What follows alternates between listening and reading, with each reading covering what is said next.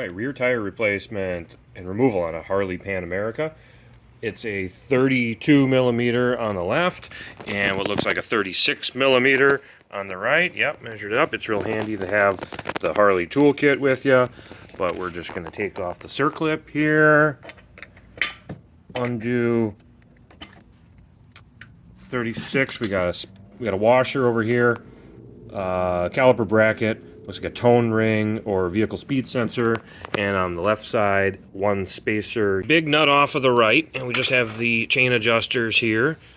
And then the axle's coming out the left. I've got a couple of boards underneath it just to support the tire. Chain over off of the sprocket, the spacer just drops out.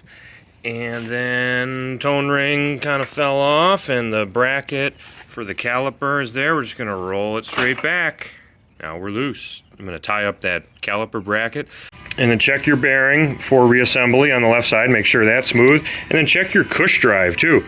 Mine was hard. They told me it was shot. And it was only 20 bucks from Harley. So I had some trouble fitting it in because I didn't have the cush drive in the wheel seated properly. I'm trying to get a view here showing you what this gap should look like between the sprocket and the wheel. Just had to kind of reseat it, lube it up with some high-speed grease and make sure it was in there good.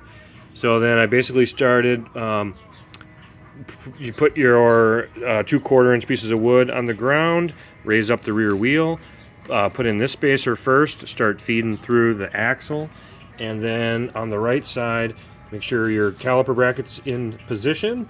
Kind of last minute, I just shoved in the wheel speed sensor, and then continue to feed the axle through.